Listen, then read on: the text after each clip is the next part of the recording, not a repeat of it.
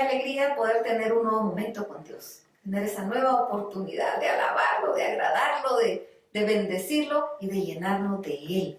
Vamos a estudiar en la primera carta del apóstol Pablo a los tesalonicenses, en el capítulo 2, los versos del 13 al 16. Dice así: por lo cual también nosotros sin cesar damos gracias a Dios de que cuando recibisteis la palabra de Dios que oísteis de nosotros, la recibisteis no como palabra de hombre, sino según es la verdad, la palabra de Dios, la cual actúa en vosotros los creyentes.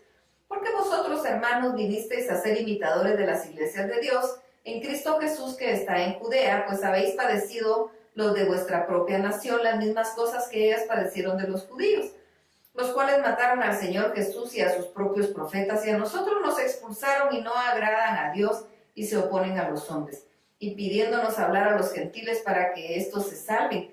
Así colman ellos siempre la medida de sus pecados, pues vino sobre ellos la ira hasta el extremo. El apóstol Pablo está animando a los tesalonicenses para que ellos se mantengan firmes.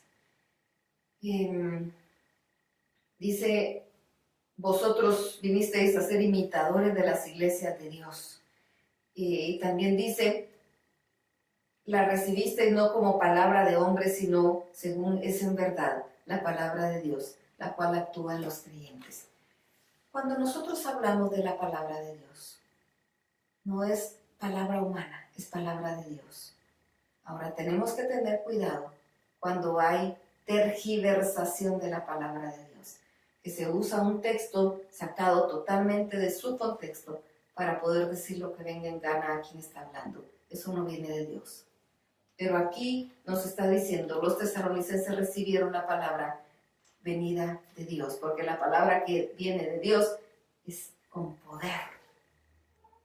Porque el Espíritu Santo que mora en nosotros hace que brote ese poder y que la palabra realmente llegue y sea de nuestro entendimiento, que comprendamos qué es lo que dice, que lo comprendamos qué es lo que Dios tiene para nosotros.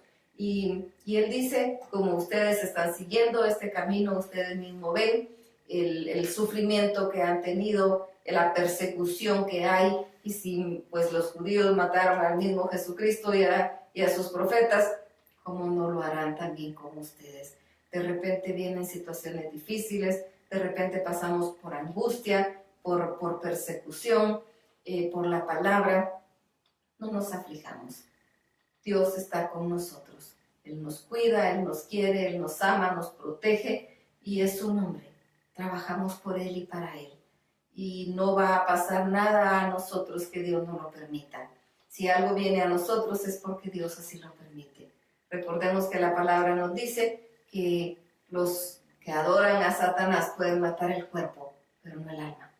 No pueden matarnos realmente, aun cuando el cuerpo sí. No tengamos temor. Si Dios permite que nos pase algo, pues de Él somos y para Él somos. Y si Él decide que ya se terminó nuestro tiempo de vivir aquí en la tierra, pues ya se acabó. Y si Él decide que seguimos porque tenemos que seguir trabajando y su propósito no se ha cumplido en nuestras vidas, no importa qué nos hagan, vamos a mantenernos. Y nosotros tenemos que llegar a la misma conclusión del apóstol Pablo, que para nosotros el vivir es Cristo y el morir es ganancia. No tengamos temor. Recibamos la palabra de Dios y por eso la bendición de tenerla a nuestro alcance.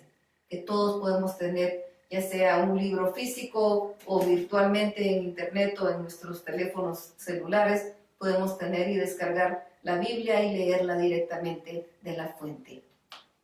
Si de repente alguien está predicando y nos da duda que lo que dijo sea lo que la palabra dice y no solo está interpretando mal, vamos a la palabra y leamos completo el contexto.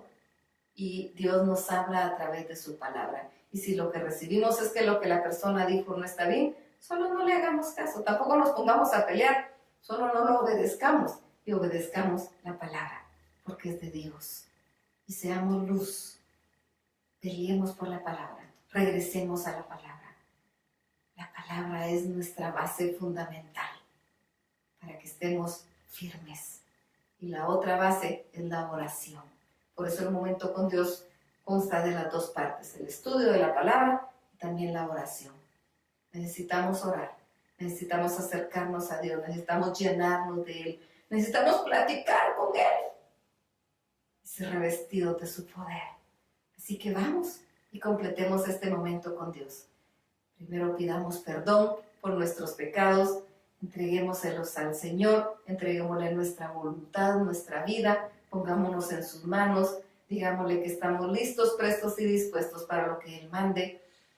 Alabémoslo, glorifiquémoslo, bendigámoslo con todo nuestro ser, tanto que nuestra adoración y nuestra alabanza llegue ante el trono de su gracia y venga a nosotros esa presencia gloriosa de Dios que nos satura, que nos llena, que nos conforta, que nos consuela, que nos levanta, que nos sostiene y nos impulsa a continuar con la obra que es de Dios.